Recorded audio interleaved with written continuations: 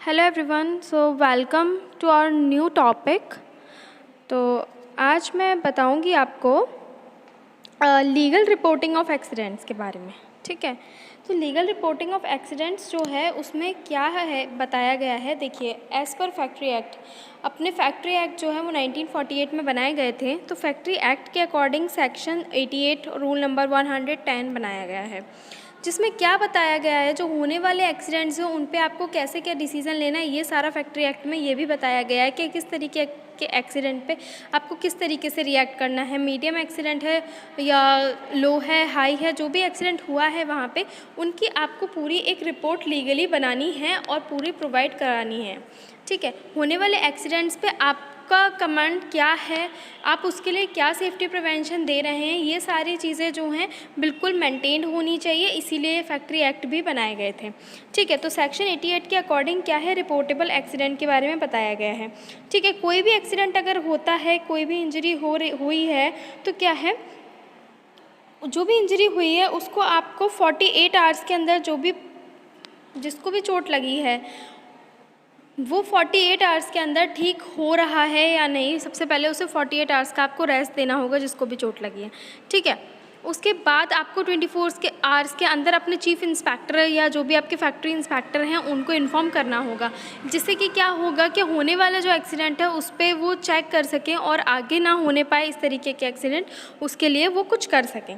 ठीक है, तो ये एक्सीडेंट जो है ये आपको क्या बता रहा है कि 48 आवर्स एक्सपायरी, मतलब 48 आवर्स से एक्सपायर होने से पहले आपका जो एम्प्लॉय है जिसको चोट लगी है वो ठीक हो जाना चाहिए। ठीक है, फिर यही एक सेक्शन सेम है जो कि है फैटल एक्सीडेंट के लिए।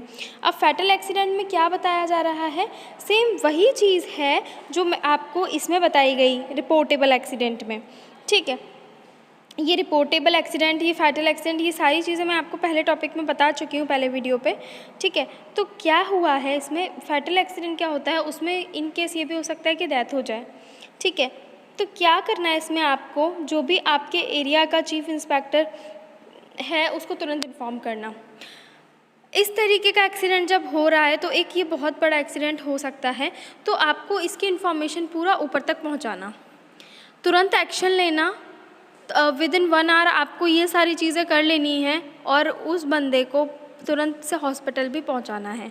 उसके बाद चीफ इंस्पेक्टर को जब आप बताते हैं अपने फैक्ट्री के, तो वहाँ से क्या डिसीज़न लिए जा रहे हैं उस एक्सीडेंट्स, इस तरीके के एक्सीडेंट दोबारा ना होने पाए उनके लिए, ये सारी चीज़ें वहाँ से बताई जाएंगी। ठीक है, तो फैटल एक्सीडेंट में यही बताया गया है कि आपके यहाँ जो होने वाले एक्सीडेंट हैं वो किस तरीके का एक्सीडेंट हुआ। ठीक है, कोशिश यही रहे जो भी एक्सीडेंट हो उससे ज़्यादा हार्म ना हो, किसी भी पर्सन को ज़्यादा इंजरी ना हो। पर फैटल एक्सीडेंट जो है वो इन केस बहुत हज़ार्डियस हो सकता है, तो उसमें क्या है, आपको कोशिश यही रहे कि पहले से सेफ्टी प्रिवेंशन अच्छे दिए जाएं, और सेफ्टी प्रिवेंशन अच्छे रहेंगे तो इस तरीके के एक्सीडेंट नहीं हो पाएंगे। ठीक है, फिर उसी के बाद एक और रूल है, वो है डेंजरस ऑक्यूपेंसी का। ठीक है, डेंजरस ऑक्यूपेंसी जो है वो ये बता रहा है इसमें कि जो भी होने वाले एक्सीडेंट हैं उनको आपको बना के बताना है, डॉक्यूमेंटेशन करना है कि इस तरीके के एक्सीडेंट कितने हुए हैं। इससे पता ये लगेगा कि सेम इंसिडेंट से, सेम तरीके की चीज़ से क्या क्या हो रहा है, किस तरीके के एक्सीडेंट आ रहे हैं। ठीक है, और फिर साथ ही ये भी आपको ये सारी इन्फॉर्मेशन सेंड करनी है, किसको, इंस्पेक्टर को, फैक्ट्री इंस्पेक्टर को, चीफ इंस्पेक्टर को, आपके फैक्ट्री इंस्पेक्टर को। ठीक है, इसमें क्या है, देखिए किसी चीज़ का एक्सप्लोजन हो रहा है अगर, ठीक है, कोई गैस लीकेज हो रही है, इससे होने वाले एक्सीडेंट्स के बारे में इसमें बताया गया है। ठीक है, नेक्स्ट एक और इसमें है सेक्शन 89 है जो कि है रूल नंबर 112। ठीक है, इसके अंदर ये बताया गया है कि आपके यहाँ से कोई भी मेडिकल प्रिकॉशनरी अगर निकल रही है, मतलब कोई गैस ऐसी है जो लीक हो रही है और जिसकी वजह से इन्वायरमेंट पे भी हार्म हो रहा है, वहाँ के वर्कर को भी हार्म हो रहा है, आसपास की चीज़ों को हार्म हो रहा है, तो उसमें क्या बताया गया है, उसमें आप पर फ़ाइन लगाया जा सकता है, आपकी इंडस्ट्री पे फ़ाइन लगाया जा सकता है, कितने रुपीज़ का, 1000 रुपीज़ का।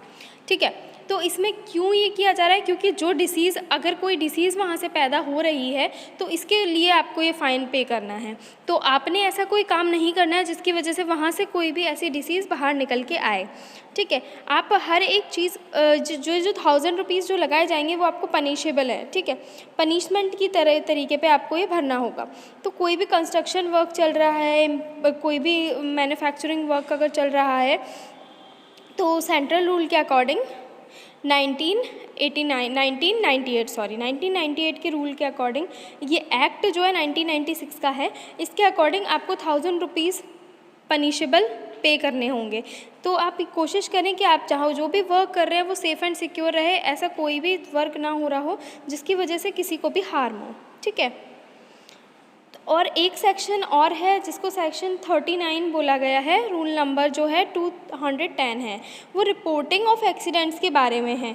तो देखिए, रिपोर्टिंग ऑफ एक्सीडेंट्स तो मैं आपको बहुत बार बता चुकी हूँ कि कोई भी एक्सीडेंट हो रहा है तो उसकी रिपोर्टिंग करना आपको बहुत ज़्यादा ज़रूरी है, ठीक है। तो रिपोर्टिंग करने से ही तो पता लगेगा ना कि हमारे यहाँ किस तरीके के एक्सीडेंट अभी सामने आए हैं। और साथ ही ये फैक्ट्री एक्ट के अकॉर्डिंग कंपलसरी है कि जो भी आपके यहाँ एक्सीडेंट हुए हैं उसकी इन्फॉर्मेशन ऊपर तक जाए, पूरे मैनेजमेंट तक जाए, हायर मैनेजमेंट तक। क्योंकि उससे क्या बेनिफिट आपको मिल रहा है, यही बेनिफिट उससे मिलेगा कि होने वाले जो एक्सीडेंट आ रहे हैं इन फ्यूचर वो सब आप रोक सकें, ठीक है। सबसे पहले फैक्ट्री एक्ट का मेन ऑब्जेक्टिव यही था कि वर्कर्स की सेफ्टी, हेल्थ पर ध्यान दें, सेफ्टी मेजर्स पर ध्यान दें, प्रमोट करें उनकी हेल्थ वेलफेयर को, एम्प्लॉयर जो भी फैक्ट्री में वर्क कर रहा है उसके हेल्थ को ना कोई हार्म हो, ठीक है।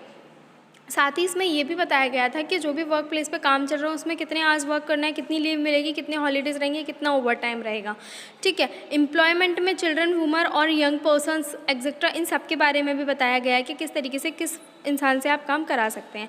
तो 1948 फैक्ट्री एक्ट जो टोटल रिलेटेड पूरे एम्प्लॉय से है, तो आज इसके एक्सीडेंट्स के बारे में मैंने आपको बताया कि ये जो एक्ट बने थे इनमें एक्सीडेंट की जो रिपोर्ट है वो किस सेक्शन में दी गई हैं, ठीक है। तो सेक्शन 88 में ही बताया गया है ये सब कुछ।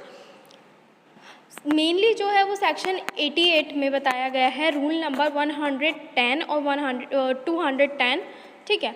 तो ये जो रूल हैं वो यही आपको बता रहे हैं कि होने वाले एक्सीडेंट्स जो हैं आपकी इंडस्ट्री में उनको आप कैसे रोक सकते हैं, और अगर होते हैं तो आप उन पे क्या कर सकते हैं। कुछ नहीं करना है आपको, सबसे पहले तो एक्सीडेंट होने से रोकना है। अगर कोई एक्सीडेंट किसी रीज़न से हुआ है उसका रीज़न पता करना है और उसको फिर बता देना, ऊपर तक बता देना कि किस रीज़न से एक्सीडेंट हुआ था, ठीक है। तो आज ये मैंने आपको टॉपिक समझाया, इसमें क्या मेन था, अपने एक्सीडेंट्स के बारे में हमको इन्फॉर्म करना, होने वाले एक्सीडेंट्स के बारे में इन्फॉर्म करना, ठीक है। तो लीगल रिपोर्टिंग ऑफ एक्सीडेंट्स के बारे में आज मैंने आपको बताया। So thank you.